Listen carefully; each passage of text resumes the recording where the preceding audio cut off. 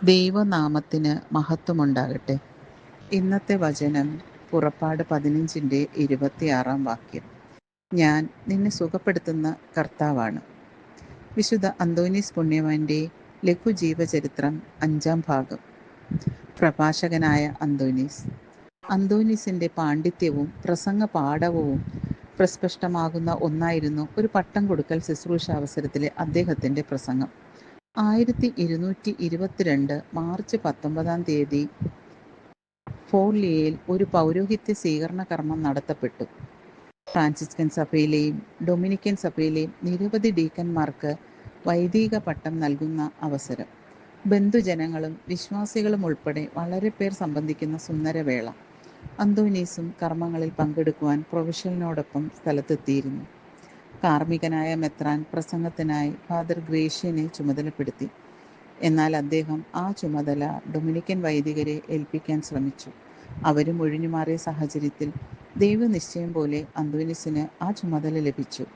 എളിമയുടെയും അനുസരണയുടെയും വിളനിലമായിരുന്ന അന്തോനീസ് ആ ക്ഷണം സ്വീകരിച്ച് ശാന്തനായി പ്രസംഗം ആരംഭിച്ചു.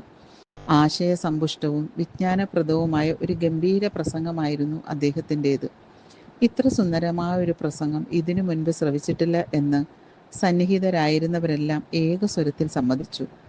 ഈ യുവ വൈദികന് ഇത്ര പാണ്ഡിത്യവും ഭാഷാശൈലിയും വശീകരണ ശക്തിയും ലഭിച്ചതിൽ എല്ലാവരും അത്ഭുതപ്പെട്ടു.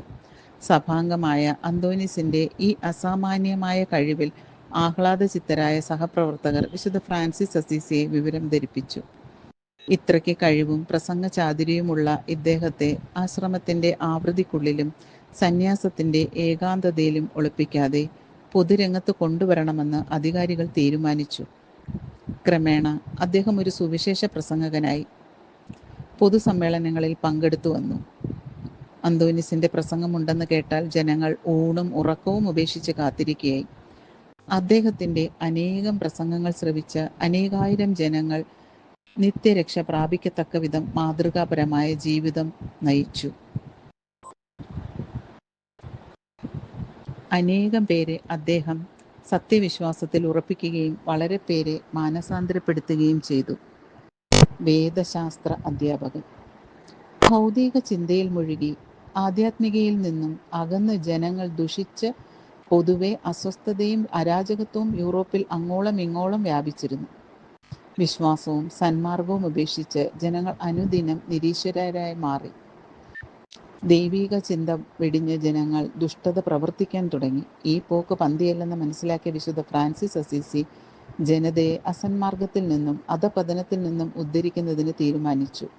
തൻ്റെ അഗാധ ബുദ്ധിയിൽ തെളിഞ്ഞത് തിന്മയ്ക്കെതിരായുള്ള ബോധവൽക്കരണവും നന്മ പ്രവർത്തിക്കാനുള്ള വിവേകവും ജ്ഞാനവും ലഭിക്കുന്നതിന് യത്നിക്കണമെന്നുള്ളതായിരുന്നു.